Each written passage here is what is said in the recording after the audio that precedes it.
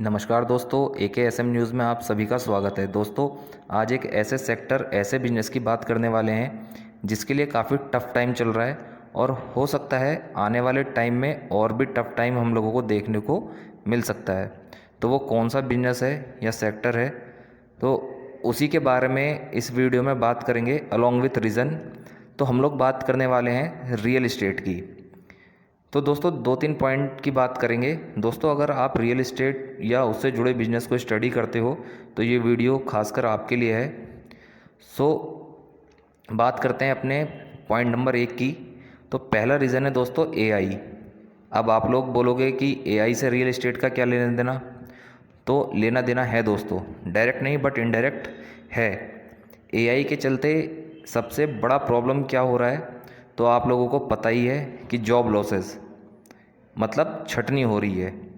जहाँ पहले 1000 लोग काम करते थे, AI के आने की वजह से अब 100-200 ही लोग काम कर रहे हैं। रिसेंटली हमने देखा भी था, एक कंपनी में जहाँ 8000 लोग काम करते थे, वहाँ से 4000 लोगों को निकाल दिया। और ऐसा भी नहीं कि ये लोग ऐसे वैसे ही थे, ये लोग काफ़ी इंटेलिजेंट लोग थे। अब टेक्नोलॉजी ऐसी आ गई है, इंटेलिजेंट लोगों की भी जॉब खतरे में है।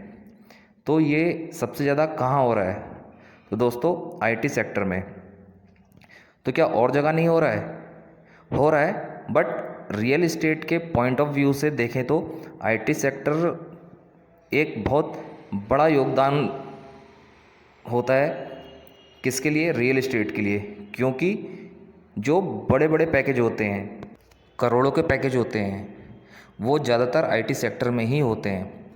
औरों में भी होते हैं, बट ज़्यादा से ज़्यादा करोड़ के पैकेज जो ऑफ़र करते हैं वो IT सेक्टर करता है। 10 लाख 20 लाख इस तरह के पैकेज होते हैं महीने के। बट AI के आने से क्या हो गया, जैसे मैंने अभी बताया, जॉब लॉसेस हो रही हैं। और दोस्तों, ये जो बड़े बड़े घर हैं,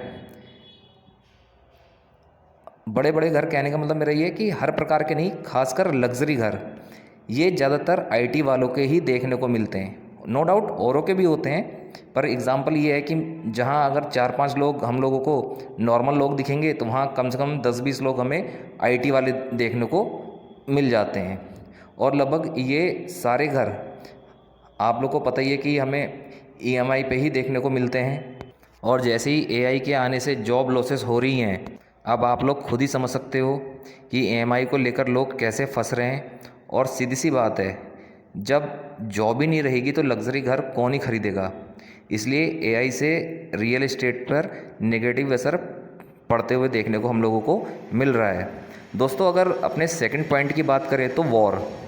अब वार तो हमारे यहाँ चल नहीं रहा, तो हमारे रियल इस्टेट पे कैसे असर पड़ेगा? तो पड़ेगा, क्योंकि ये जो वार चल रहा है इसमें अब पूरा मिडिल ईस्ट भी चपेटे में आ गया है। हमने कभी सोचा नहीं था और आज तक हम लोगों ने देखा भी नहीं था कि दुबई पे अटैक होगा, अबू धाबी पे अटैक हो रहा है, ओमान पे भी हो रहा है। लगभग हर मिडिल ईस्ट पे हर जगह हम लोग को ये अटैक होते हुए देखने को मिल रहा है। और आप लोगों को पता ही है, मिडिल ईस्ट में ज़्यादातर हमारे इंडिया के लोग, बहुत सारे लोग हम लोगों को काम करते हुए देखने को मिलते हैं हमारे भारत से। और काम करके वो लोग करते क्या हैं, तो यस, हमारे भारत देश में पैसा भेजते हैं, रेमिटेंस बोलते हैं इसको। ये लगभग $51 बिलियन आता है मिडिल ईस्ट से।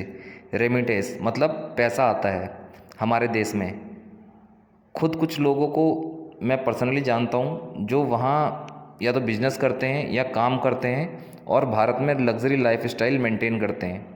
और अब वहाँ मिडिल ईस्ट में जो चीज़ें चल रही हैं, काफ़ी चीज़ें बदली भी हैं। और इसी का इम्पैक्ट जो हमारे देश के जो रियल इस्टेट डेवलपर हैं उनके ऊपर पड़ता हुआ देखने को मिलेगा, खासकर लग्जरी सेगमेंट में। और दोस्तों, अगर अपने अगले पॉइंट की बात करें तो दोस्तों पोल्यूशन। अब पोल्यूशन कहाँ से आ गया, तो पोल्यूशन तो आप ये मान के चलिए, पोल्यूशन से तो पूरा देश ही परेशान है। और अगर इसका रीज़न निकालोगे तो मल्टीपल रीज़न है, बट सिटी साइड की बात करें तो कंस्ट्रक्शन एक बड़ा रीज़न है। और ये जो रियल इस्टेट डेवलपर होते हैं, ये सिटी साइड में ही हम लोगों को ज़्यादा देखने को मिलते हैं। और रिसेंटली अभी हमने देखा भी था मुंबई में कि 100 कंस्ट्रक्शन कंपनी साइट को स्टॉप वर्क नोटिस मिला था, मतलब बंद करो। और जैसे ही बंद किया गया AQI लेवल हम लोगों को 50 से 100 के लेवल पर आते हुए देखने को मिल गया था। तो आप लोग अंदाज़ा लगा ही सकते हो कि कंस्ट्रक्शन के चलते कितना ज़्यादा पोल्यूशन होता है। और इसके चलते गवर्नमेंट अब और स्ट्रिक्ट पॉलिसीज़ बना रही है। हालांकि पॉलिसीज़ पहले भी बनी हुई थी, पर अब और स्ट्रिक्ट पॉलिसीज़ बना रही हैं। तो दोस्तों इस तरह की कुछ चीज़ें हैं, अगर इन तीनों चीज़ों को आप जोड़ के देखेंगे तो जैसे पोल्यूशन हो गया, कंस्ट्रक्शन साइट की वॉर चल रहा है, वॉर से और AI से, इन सब चीज़ों को अगर मिला के देखोगे तो नॉर्मली आप देखो जैसे कमोडिटी हो गई तो सीमेंट किस में लगता है? अपना यही रियल एस्टेट डेवलपमेंट के लिए, घर बनाने के लिए। मेटल ये सब वॉर के चलते कितने महंगे हो गए हैं। और AI के चलते जॉब लॉसेस हो रही हैं, तो EMI प्रॉब्लम, अब EMI प्रॉब्लम हो रही है, तो जो हाउसेस फाइनेंस कंपनियां हैं उनके ऊपर भी असर पड़ रहा है। तो ये एक तरह से हर बिजनेस एक बिजनेस से जुड़ा हुआ है, तो सबके ऊपर हमें असर देखने को मिलेगा ही मिलेगा। तो दोस्तों ये था मेरा point of view real estate के प्रति। और दोस्तों आपको अगर ये वीडियो हेल्पफुल लगा हो तो वीडियो को लाइक करें, दोस्तों के साथ शेयर करें और चैनल को सब्सक्राइब जरूर करिए। मिलते हैं अगले वीडियो में, तब तक के लिए धन्यवाद।